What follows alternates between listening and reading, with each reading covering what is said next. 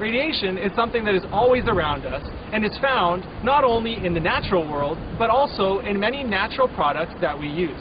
Today, we're going to look at the various sources of radiation that we find around us. According to the International Commission on Radiation Protection, radiation comes from the following sources. From natural, we have radon, which makes up 55%, internal radiation, which makes up 11%, cosmic and terrestrial radiation, which make up 8% each. Then we have man-made sources. The major source is medical, which makes up 15%, consumer products, which make up 3%, and everything else, which makes up less than 1%. Radon is the largest contributor to the dose that we receive. It is a radioactive gas that escapes from the ground and into the air. It can build up in areas with poor ventilation, like the basement of this house. Or it can become concentrated on the ground due to precipitation like rain and snow. Internal radiation comes from natural radiation that we have in our bodies, mainly in the form of potassium-40 and carbon-14. Foods that have a higher potassium content, like bananas or Brazil nuts, would have more potassium-40 in them.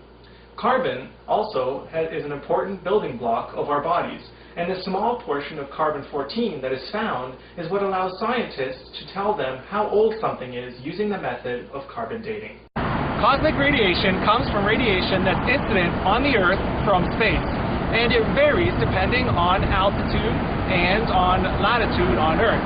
For example, an adult taking a 7-hour flight from Toronto to Paris would get as much dose as an individual getting a chest x-ray at a hospital. Terrestrial radiation comes from the soil, the rocks, the water, air, and vegetation. Radioisotopes like potassium and carbon-14 once again play a role due to their high concentration in the natural world. In addition, the decay chains of uranium and thorium, along with their daughter products, are a major source due to their abundance in nature. For example, the famous black beaches in Brazil have a high thorium content, which causes residents that live nearby to receive doses 2 to 3 times higher than those that live inland.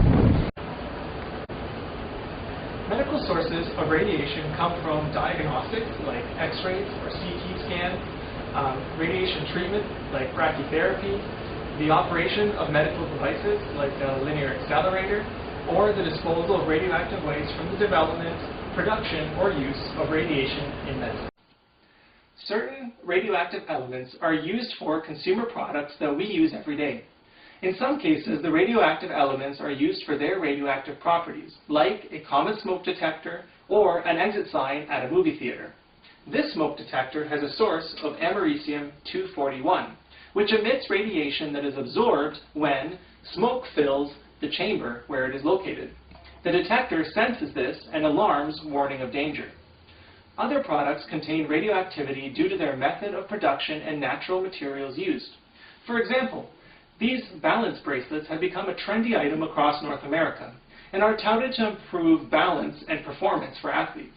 Analysis has found that these bracelets contain higher thorium content due to the rare earth metals that are used in their production.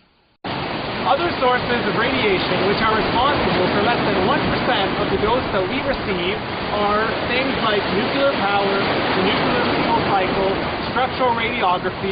Also, nuclear fallout continues to contribute to the worldwide dose due to above-ground testing which peaked in the 1960s. I hope that this short presentation helps you see that radiation is a natural phenomenon that is all around us, and the majority of our exposure comes from nature itself.